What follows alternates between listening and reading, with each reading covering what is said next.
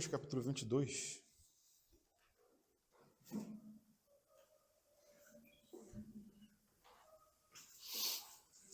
Lucas 22, 53.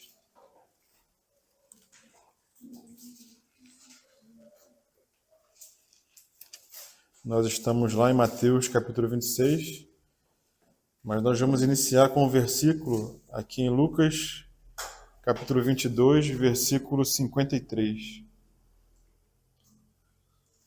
Quando o Senhor é preso, o Senhor fala o seguinte: diariamente, estando eu convosco no templo, não pusestes a mão sobre mim. Esta, porém, é a vossa hora e o poder das trevas. O Nélio sempre tem me ajudado, com alguns versículos. Acho que mesmo sem o Nélio saber, o Nélio às vezes me ajuda, Nélio. Esse versículo foi o Nélio que me lembrou na semana passada. Essa hora de trevas que o Senhor estava vivendo, O seu último dia, a sua última noite, a sua noite mais escura, e o próprio Senhor declara: esta é a vossa hora e o poder das trevas. É nesse momento, irmãos, que o nosso Senhor está. E nós iniciamos semana passada falando sobre essa passagem, no versículo 36, quando o Senhor está naquele lugar onde o azeite era produzido, prensa do azeite. O Senhor está naquele momento de agonia, na sua angústia mais profunda, na sua última hora. E nesse momento do Senhor, ele procura algum consolo nos discípulos. Ele chama seus discípulos para orar. 3 deles, Pedro, João e Tiago. E o Senhor vai um pouco mais adiante, orar ao Senhor. Fala para eles vigiarem, para eles orarem com o Senhor. Não orarem pelo Senhor, mas orarem com Ele. Mas no versículo 40, o Senhor fala o seguinte, Mateus 26, 40.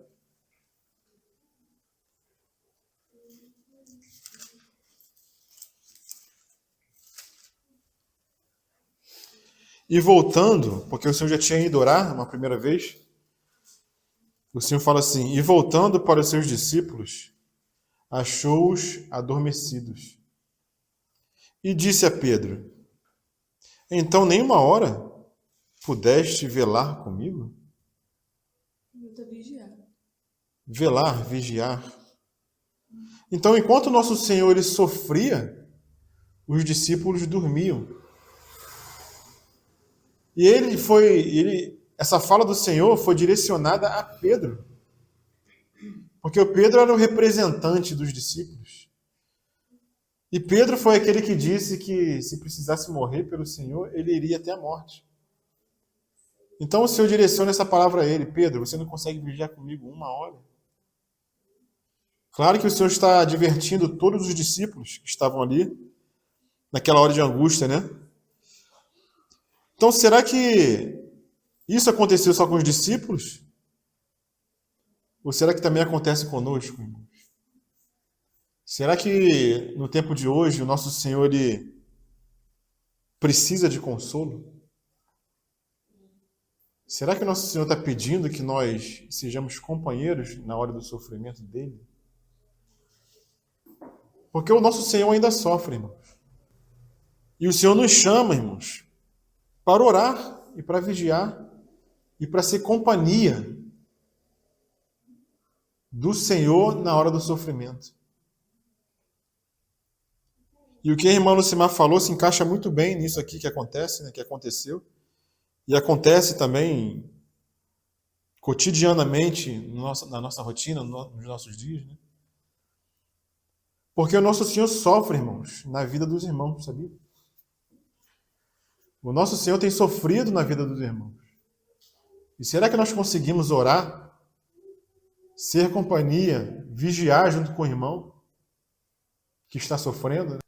Muitas vezes nós nos encontramos distraídos, como os discípulos estavam dormindo. E a gente dorme. A gente dorme na nossa rotina. A gente dorme no nosso egocentrismo. A gente dorme nos nossos próprios interesses. Enquanto o Senhor sofre na vida de outros irmãos. E Ele nos chama para que sejamos consolo, para que sejamos companhia. Que nós possamos estar despertos, irmãos. Porque isso que aconteceu com os discípulos é um alerta para nós. Enquanto o Senhor sofria, os discípulos dormiam. Enquanto o Senhor sofre na vida de alguns irmãos, outros irmãos dormem. Não vigiam. Então, irmãos, nós podemos até falar, né? Senhor, eu vou contigo até a morte. Nunca te abandonarei. Mas chega na hora H, dorme. Se distrai. Então, essa noite o Senhor tem falado conosco, né, essa palavra de alerta, para que nós despertemos do nosso sono, irmãos. Nós não podemos permanecer no sono. Porque como essa era uma noite de trevas para o Senhor, era uma noite de escuridão, os irmãos também não acham que nós estamos vivendo uma noite de escuridão? Antes da volta do Senhor? Uma noite de trevas? O que nós podemos enxergar com os olhos espirituais é que a noite ela está alta, irmãos. Já vai alta a noite. Você vê qualquer coisa acontecendo no mundo, né? Liga uma televisão, e mesmo em casa, dentro de casa, você sente as trevas. Claro que se nós estivermos distraídos, nós não vamos ver nada.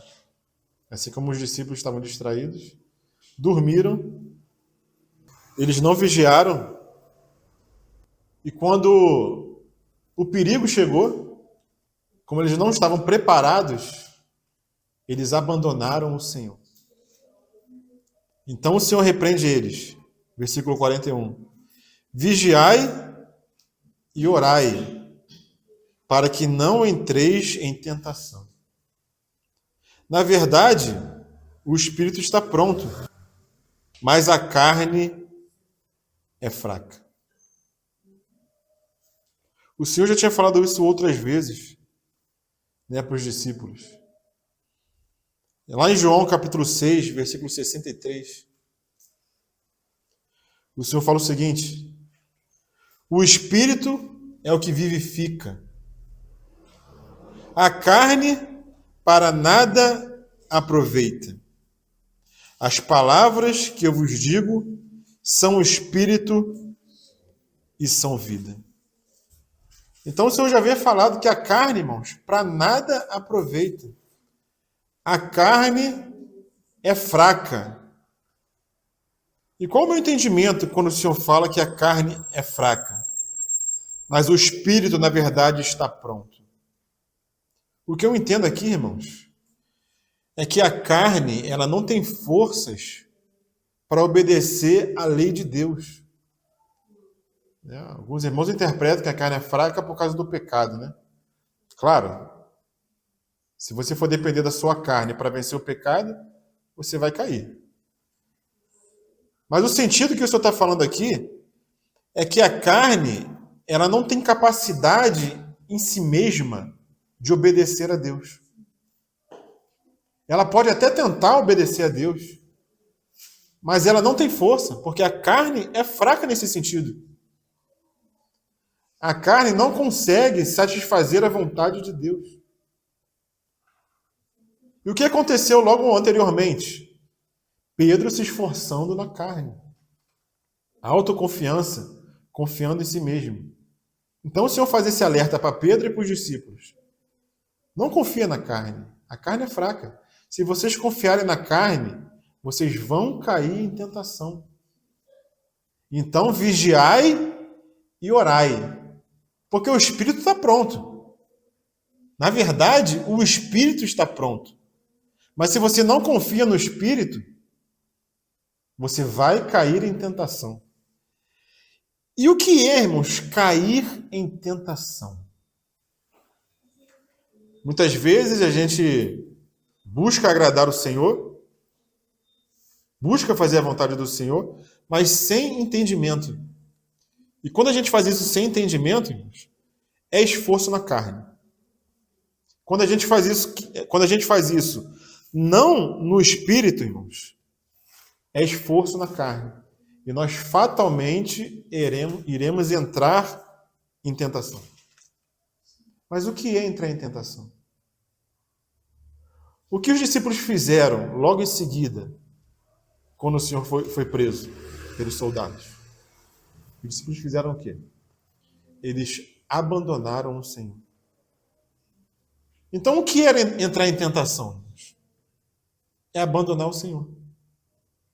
Quando nós não vigiamos e quando nós não oramos, nós iremos abandonar o Senhor. Isso é fato. Eles abandonaram o Senhor e nós também abandonamos. Quando não vigiamos e quando não oramos. Porque não fortalecemos o Espírito. O Espírito está pronto. E como que nós abandonamos o Senhor? O Senhor já falou conosco nessa noite. Vocês dizem que me obedecem. Vocês acham que me obedecem. Mas nos pequenos detalhes, vocês não me honram. Nas pequenas coisas, vocês não me honram. E nós vimos semana passada que o Senhor ele se atentava a cada detalhe, irmãos, das Escrituras. O Senhor não deixava passar nada. E o Senhor que falou que não vai passar céus e terra sem que um tio da lei se cumpra, irmãos. E como nós somos negligentes na nossa vida cristã, na nossa vida diária. Nós andamos muito distraídos, irmãos. Nós andamos muito brincalhões, digamos assim. Nós não temos levado a vida cristã com seriedade. A seriedade que é devida. O Senhor viveu 33 anos e meio nessa terra. João diz que se fosse escrever tudo que o Senhor ensinou, tudo que o Senhor fez, não haveria livro na terra que contesse todos os relatos. Interessante que quando nós lemos o que está relatado na Bíblia sobre o Senhor, sobre o que Ele fez, sobre o que Ele falou, eu não consegui achar nenhuma vez o Senhor brincando com qualquer coisa. Eu não consegui achar nenhum versículo, nenhuma insinuação do Senhor com brincadeira. O Senhor vivia uma vida com seriedade. E nós brincamos, irmãos, com a vida cristã. Nós achamos que a vida cristã é uma diversão. Nós, eu digo a cristandade, os cristãos, né? Claro que cada um examine-se a si mesmo. Eu tenho visto a minha caminhada com o Senhor, que o Senhor ele sempre nos chama a uma seriedade, irmãos.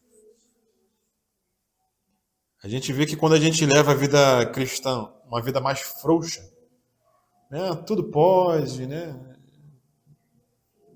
Aquele liberalismo teológico que muitos de nós vivemos e muitos pregam, né? Aquele que quer viver piamente, ele sofre perseguição. Mas o Senhor ele nos chama a uma seriedade, irmãos. Ele não nos chama para uma vida frouxa. Vigiai e orai, irmãos. A vigilância nos ajuda a orar. E a oração nos ajuda a vigiar. Uma coisa ajuda a outra, irmão. Orar sem cessar? Orar sem cessar. Mas nós também devemos vigiar, irmãos. E vigiar em quê? Eu achei muito interessante. Eu gosto muito quando a Araci fala na reunião. Quando a Araci traz um versículo, eu gosto muito, Araci. E a Araci trouxe o versículo lá em 1 Coríntios, né? 2 Coríntios. 2 Coríntios, 6:3. Fala assim, ó. Não dando nós nenhum motivo de escândalo em coisa alguma, para que o ministério não seja censurado. Só quem pode fazer isso, irmãos, não dá nenhum motivo de escândalo em coisa alguma, é quem está vigiando. Se a gente não vigia, irmãos, se nós não vigiamos, nós vamos dar motivo de escândalo o tempo todo. Vigiai e orai para que não entreis em tentação, para que não abandonemos o Senhor. E nós abandonamos o Senhor o tempo todo. Não especificamente cada irmão. Quando falo nós, é nós mesmos, né? Nós. E o mundo, irmãos, ele é atrativo. O mundo, ele é atrativo. E quando nós não vigiamos, quando nós dormimos, nós vamos abandonar o Senhor pelo mundo, pelas coisas do mundo, pelo que o mundo prega, pelo que o mundo tem de verdade. E a gente faz isso muitas vezes sem perceber, achando que isso não vai fazer mal à nossa vida espiritual. A gente viu um vídeo ontem lá na casa da Ariela, né? Foi o aniversário dela, coloquei um vídeo lá pra a gente ver, eu e o Roberto. E a gente conversando depois do vídeo, né? A gente sabe que nós sabemos que temos uma carreira, irmãos. E essa carreira é corrida porque tem um reino a ser conquistado. Se tem algo a ser conquistado, irmãos, nós não podemos andar distraídos. Como aquela corrida da história infantil, né? Da lebre e da tartaruga. A lebre, ela era veloz. Mas o que aconteceu com a lebre, irmão? A todo momento, quando ela via que já estava avançada, e a tartaruga estava lá atrás, o que ela fez? Ela arrumou uma árvore, arrumou uma sombra, e foi descansar, e foi dormir. E a palavra nos alerta, irmãos, que se meu justo retroceder, a alma do Senhor não tem prazer nele. Então, a nossa carreira cristã não é uma carreira de paradas. Podemos até andar devagar, irmãos, mas temos que andar como a tartaruga. Irmãos, a carreira cristã é uma carreira constante no Senhor. Cada um tem a sua velocidade. Uns vão caminhar, vão correr mais rápido, outros vão ser mais lentos. O jabuti, ele não se distraiu, irmãos. Ele não se distraía. Né? E o que aconteceu no final da história? Ele ganhou a corrida, né? Então, irmãos, nós precisamos vigiar e orar. Mas nós não sabemos orar como convém. Então nós precisamos, irmãos, do Espírito Santo nos ajudando em oração. Nos guiando em oração. Mas para que o Espírito Santo nos guie, nos ajude em oração, ele vai precisar de uma ferramenta em nós, que nós precisamos ter. Que ferramenta é essa que nós temos que ter? Para que o Espírito Santo nos ajude nas nossas orações.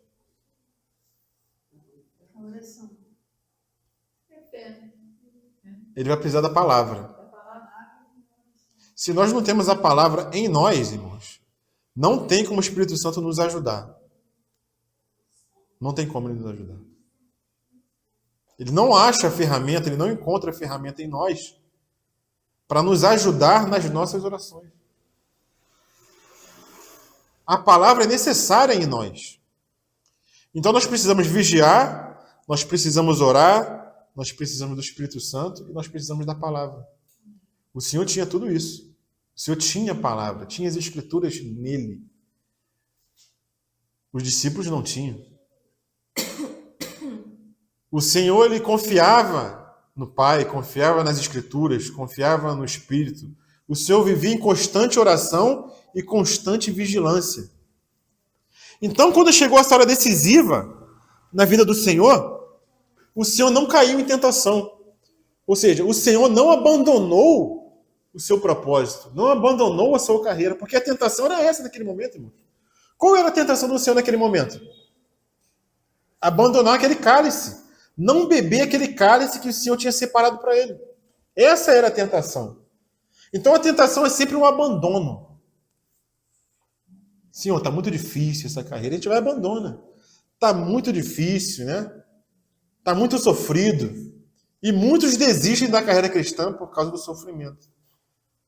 Imagina, né? Se o nosso Senhor não estivesse ali preparado no Espírito. E como a gente falou semana passada, o Senhor tinha todo o direito de pedir ao Pai que não bebesse aquele cálice. O Senhor viveu uma vida perfeita, sem pecado.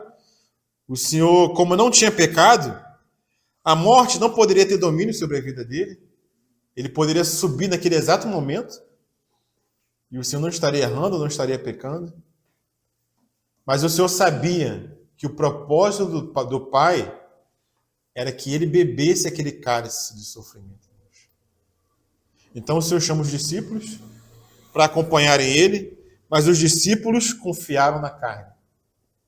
Filipenses, capítulo 3. Filipenses, capítulo 3, versículo 3. Paulo, já na sua caminhada, né? Filipenses 3:3. Paulo fala assim: porque nós é que somos a circuncisão, nós que adoramos a Deus no Espírito e nos gloriamos em Cristo Jesus. E mais o que, irmãos? E não confiamos na carne. E Paulo, ele era alguém que poderia confiar na carne. Né, Nélia? Pô, quem era Paulo? Fariseu de fariseus. Criado aos pés de Gamaliel. Justo perante a lei. E ele era alguém que podia confiar na carne. Mas Paulo aprendeu que a carne é fraca. A carne para nada aproveita. Paulo, quando foi pregar o evangelho, irmãos, o que ele fala? Eu não consultei carne nem sangue. Eu não fui até o homem para aprender. Ele aprendeu direto de Cristo, irmãos. Porque Paulo aprendeu que não podia confiar na carne. E ele fala no versículo 4, né? Bem que eu poderia confiar também na carne. Com toda a carga que Paulo tinha, com todo o gabarito que ele tinha, com todo o estudo que ele tinha, irmãos, Paulo fala, eu poderia confiar na carne. Se qualquer outro pensa que pode confiar na carne, ainda mais eu. Circuncidado ao 8º dia, da linhagem de Israel, da tribo de Benjamim, hebreus de hebreus, quanto à lei fariseu, quanto ao zelo perseguidor da igreja, quanto à justiça que há na lei, irrepreensível. Mas o que para mim era lucro, isto considerei perda por causa de Cristo. Sim, deveras considero tudo como perda, por causa da sublimidade do conhecimento de Cristo Jesus, meu Senhor, por amor do qual perdi todas as coisas e as considero como refúgio para ganhar a Cristo e ser achado nele, não tendo justiça própria, que procede de lei, senão a que é mediante a fé em Cristo, a justiça que procede de Deus, baseada na fé, para o conhecer e o poder da sua ressurreição e a comunhão dos seus sofrimentos, conformando-me com ele na sua morte, para de algum modo alcançar a ressurreição dentre os mortos. Olha o entendimento que Paulo alcançou, irmãos, com relação ao que ele tinha na carne, aos sofrimentos de Cristo e a recompensa que viria, irmãos. A ressurreição dentre os mortos. Paulo enxergava isso nitidamente, irmãos. Mas nós, muitas vezes, fazemos provisão para a carne. E não entendemos, irmãos, o mundo espiritual, a vida cristã. Assim como os discípulos, naquele momento, eles não entenderam. Então, como eles não vigiaram, como não oraram, confiaram na carne, abandonaram o Senhor. No momento crucial do Senhor, eles abandonaram o Senhor. Mas como o Senhor orava no versículo 42, voltando a Mateus 26? E indo segunda vez orou dizendo: Meu Pai, se este cálice não pode passar de mim, sem eu o beber, faça-se a tua vontade. Irmãos, nós não temos noção completa da agonia que o Senhor estava passando naquele momento. Nem adianta imaginar, irmãos. Nós não conseguimos mensurar a angústia, os sentimentos, os pensamentos que envolviam o Senhor naquela hora. Nós podemos exercitar nossa imaginação, mas nós nunca conseguiremos alcançar, irmãos, a agonia que o Senhor sofria naquele momento. E não era o medo de sofrer na cruz, não, tá, irmãos? O medo não era esse. Porque muitos cristãos na história da igreja, como fala naquele livro dos mártires, eles buscavam o sofrimento e buscavam morrer pelo Senhor. E se alegravam nesse momento. Então, como assim o nosso Senhor, antes da morte, está em agonia, está em angústia, enquanto os irmãos da história da igreja morriam felizes? Isso não condiz com o nosso Senhor. Muitos veem dessa forma que o Senhor estava com medo da cruz porque não entendem a agonia do Senhor naquele momento. Lucas vai falar que o Senhor, ele suava gotas de sangue, irmãos. E por qual motivo que o Senhor sofreu toda aquela agonia, irmãos? Qual era o motivo? Será que era medo da cruz? Será que era medo da chicotada? Será que era medo dos açoites? Por que o Senhor estava em tamanha agonia naquele momento? Podem responder se quiserem.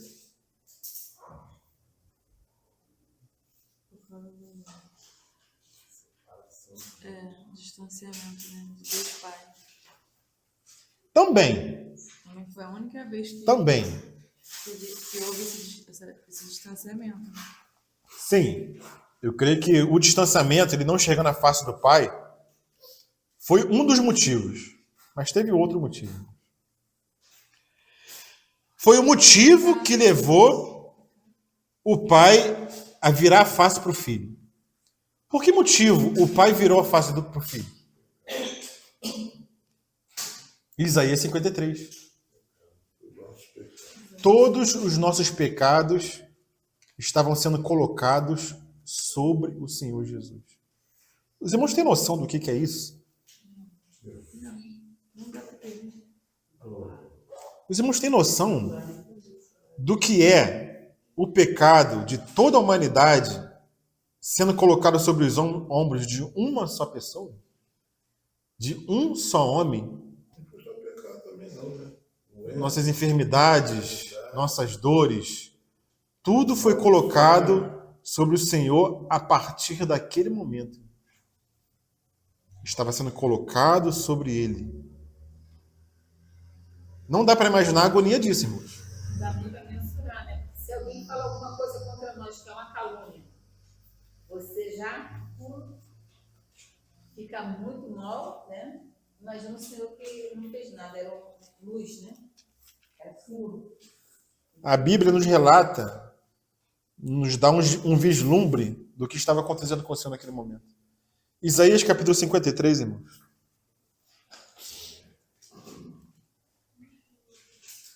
A partir daquele momento, né? Porque isso vai culminar na cruz, né? Isaías 53, eu só vou ler alguns versículos, algumas passagens. O versículo 4 fala assim: certamente ele tomou sobre si as nossas enfermidades e as nossas dores levou sobre si. E nós o reputávamos por aflito, ferido de Deus e oprimido. A carga foi tão grande, irmãos, tão grande, que para o Senhor aguentar aquele momento, se posicionar para fazer a vontade do Pai, o Pai teve que enviar um anjo para fortalecer o Senhor, sabiam? Lá em Lucas, vamos abrir lá em Lucas? Na oração do Getsemane. Do Getsemane, Lucas 22, versículo 42. Pai, se queres, passa de mim este cálice. Todavia, não se faça a minha vontade, mas a tua. Versículo 43. E apareceu-lhe um anjo do céu que o fortalecia. E posto em agonia, orava mais intensamente. E o seu suor tornou-se como grandes gotas de sangue que corriam até o chão. Então foi necessário um anjo, irmãos, para fortalecer o Senhor. Tamanho foi o peso do pecado que estava sendo colocado sobre ele. Então, no versículo 5 do capítulo 53 de Isaías, diz o seguinte: mas ele foi transpassado pelas nossas transgressões e moído pelas nossas iniquidades. O castigo que nos traz a paz estava sobre ele. E pelas suas pisaduras fomos sarados. Olha o versículo 6 que fala, o finalzinho do versículo 6. Capítulo 53 de Isaías. Versículo 6. Mas o Senhor fez cair sobre ele a iniquidade de todos nós. Irmãos, nós não conseguimos imaginar o que é isso. E quem fez isso foi o próprio Pai. A ira do Pai desceu totalmente em cima do seu filho.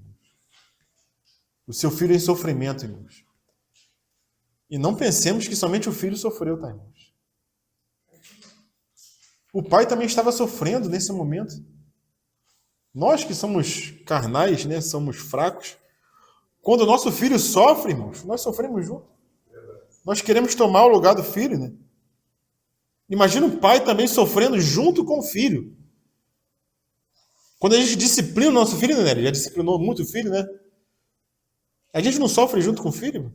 Eu não queria estar fazendo isso, mas eu tenho que fazer isso. Isso por amor a nós, irmãos. Então Jesus suava sangue e um anjo veio do céu e o fortaleceu. O Senhor buscou amigos que fossem companheiros que o consolassem, orando com ele e não por ele, na sua tristeza profunda. Mas o Senhor não encontrou. Será que nós estamos dispostos, irmãos, a consolar o Senhor nos nossos dias? Ou nós estamos tão atarefados, distraídos, dormindo, que o nosso irmão sofre e a gente nem faz uma ligação, a gente não visita o irmão? Foi isso que aconteceu com o Senhor naquela noite, irmãos. O Senhor foi abandonado pelos seus discípulos. E quantas vezes nós não abandonamos o Senhor na vida dos nossos irmãos? Então, irmãos, o Senhor estava numa tensão tão grande que parecia que a vida do Senhor estava escorrendo pelas suas mãos. Porque o que é a vida se não é o sangue? Lá em Levítico fala que a vida está no sangue. E o Senhor, suando gotas de sangue, irmãos, a vida dele já estava sendo dada por nós naquele momento. É muito forte isso. E quando fala aqui dormindo, de tristeza.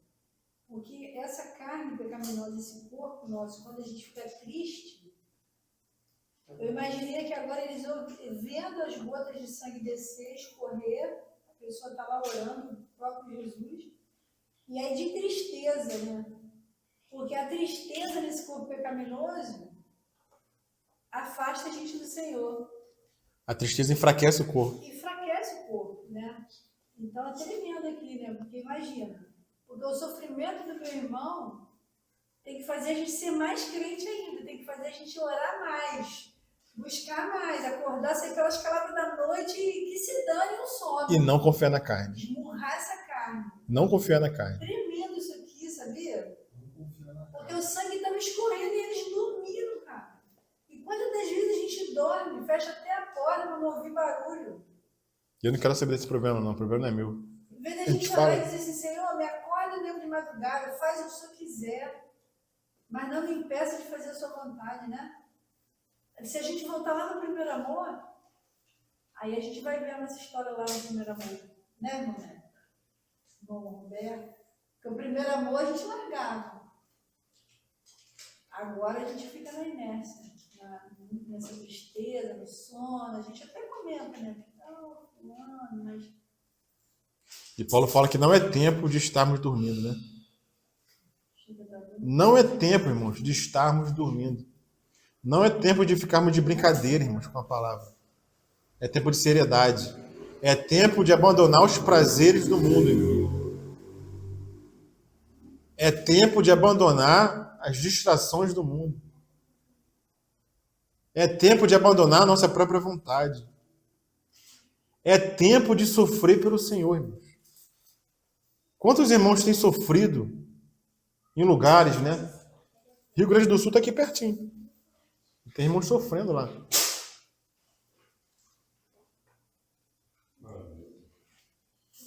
Que o Senhor possa mexer com as nossas bases, né? Assim como ele fez com os discípulos, apóstolos, lá em Jerusalém.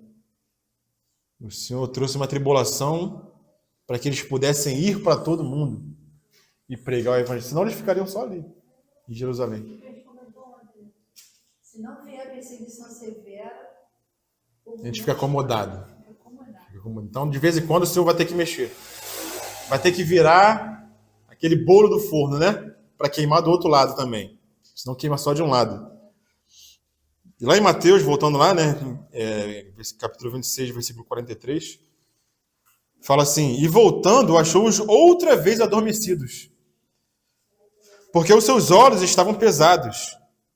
E deixando-os de novo, foi orar pela terceira vez, dizendo as mesmas palavras. Então o Senhor mais uma vez pede ao Pai: Pai, se possível, passa de mim esse cálice. Pela terceira vez, irmãos. Então aqueles que falam que a gente tem que orar somente uma vez pelo problema, que já está orado, essa teologia cai por terra, né? Não, orou uma vez, irmãos, o Senhor já escutou tua oração, não precisa orar de novo. O Senhor, pela terceira vez, orou pedindo a mesma coisa. Assim como Paulo, com o espinho na carne, ele orou 3 vezes. E mesma coisa. O Senhor teve que beber o cálice que o Pai preparou. E Paulo teve que depender da graça. A minha graça te basta, Paulo. Esse espinho vai permanecer aí. Caramba, Araci. Olha o nosso Deus como é que faz. Não tirou o cálice do Senhor, não tirou o espinho de Paulo. E a gente acha que vai se livrar, né? A gente acha que, não, o Senhor escuta a minha oração. Não quero passar por provação, não quero passar por dificuldade. Então o Senhor ele fez conhecida do Senhor, do Pai, do seu Pai, ele chama de Pai, né? As suas orações. Não que o Senhor estivesse ansioso por coisa alguma, o Senhor não estava ansioso. Né? Porque ele mesmo ensina, não estejais ansiosos por coisa alguma. Mas ele fez conhecido do Pai as suas petições. Assim como Paulo ensina também, né? Então, irmãos, no versículo 45, já chegando para o fim, então chegou junto dos seus discípulos e disse-lhes: dormi agora e repousai. Eis que é chegada a hora, e o Filho do Homem será entregue nas mãos dos pecadores. Levantai-vos, partamos, eis que é chegado o que me trai. Dormi agora e repousai. A hora de orar, irmão, tinha passado. A hora de vigiar tinha passado. Quem orou, orou. Quem vigiou, vigiou. Quem se preparou, se preparou. Muitas vezes a gente começa a orar na hora que chega a tribulação. Na hora que chega a dificuldade. É para a gente orar antes. Irmão. É para a gente vigiar antes. Para que quando chegar a tribulação, nós não caiamos em tentação. Nós não abandonemos o Senhor. E quando eu falo abandonar o Senhor, não é deixar de crer, né, no Senhor. Não é isso que eu estou falando. Abandonar o Senhor é não seguir o caminho da cruz. É não negar a vida da alma. Você fugir daquele sofrimento que o Senhor está trazendo para a sua vida. Isso é abandonar o Senhor nos seus sofrimentos. Quem orou, orou, irmãos. Quem vigiou, vigiou. Quem se preparou, se preparou. Quem não se preparou, irmãos, vai cair em tentação. Efésios 6,13 fala: portanto, tomai toda a armadura de Deus, para que possais resistir no dia mau, e havendo feito tudo isso, ficar firme. Quando é que tem que ser feito isso? Na hora que chega do dia mau ou antes? Não, É antes, irmãos. antes. Então a gente vive vidas distraídas, não oramos, não vigiamos. E quando o dia mau chega, quando a tentação chega, a gente não está preparado. Não estamos com a armadura, não temos força. Aí o que vai entrar? Vai entrar murmuração, vai entrar reclamação, fuga, abandono do Senhor. Então, a hora de orar, irmãos, é antes. O Senhor orou antes no jardim de Getsêmani e chamou os discípulos: vigiai, orai. E o Senhor nos chama, irmãos. O Senhor está chamando cada irmão aqui nessa noite. Vigiai e orai. Vigiai e orai para que não entreis em tentação. Para que você não abandone o Senhor na hora da tribulação. Eis aí, levantai-vos. Eis que é chegado o que me trai. Então, irmãos, assim como as virgens nécias, na hora que elas podiam encher a vasilha de azeite, elas não encheram. Depois, quando elas quiseram encher, o que aconteceu? Não conseguiram, irmãos. Existe a hora de encher o azeite. Existe a hora de orar, de vigiar. Orar em todo momento. Então, o Senhor estava numa hora, no momento de decisão. E o nosso Senhor se posicionou. Então, quando o Senhor se levanta e chama os discípulos, eis que aí chega o traidor. Quando o Senhor se levanta, o Senhor está preparado. Agora o Senhor está preparado para passar por tudo o que ele vai ter que passar daquele momento em diante. Ele se posicionou. Ele se preparou. E quando ele levanta, irmãos, ele levanta decidido. Não tem mais nenhum temor, não tem agonia. O Senhor levanta decidido. O Pai disse que eu vou ter que tomar esse cálice, porque é a vontade dele. Então, vamos. Eis que o traidor chega. O traidor está aí. Os soldados estão aí. Então o Senhor havia se preparado e os discípulos não. Por isso fugiram e abandonaram o Senhor, o seu mestre. Então o Senhor, naquele momento ali, vamos terminar hoje, né? Essa passagem. Termina aquele momento do Senhor, aquela prensa de azeite, e o Senhor vê de longe aquelas tochas se aproximando, aquelas luzes se aproximando. Então o Senhor se levanta calmamente e divinamente fortalecido para passar pelas terríveis provações que ainda esperavam por ele, antes que cumprisse plenamente a redenção de seu povo eleito. Palavras de Charles Spurgeon. Era noite? Era noite. O Senhor se levanta calmamente e divinamente preparado, irmãos, para passar por aquela hora. Porque o Senhor sabia, o Senhor havia ensinado para os discípulos: se o grão de trigo caindo em terra não morre, fica ele só. Mas se ele morre, irmãos, dá muito fruto. Então o Senhor se levanta ali resoluto para fazer a vontade do Pai, beber o cálice. E o Senhor vai e se entrega para aqueles soldados. Ele é preso. Mas o Senhor está preparado, irmãos. E graças ao Senhor que ele se preparou. Senão nós não estaríamos aqui nessa noite. Louvando, adorando o seu nome, falando da sua morte e da vida que ele nos trouxe. Graças ao Senhor. Que nós possamos em todos os nossos dias, irmãos. Lembrar desse momento do Senhor de agonia.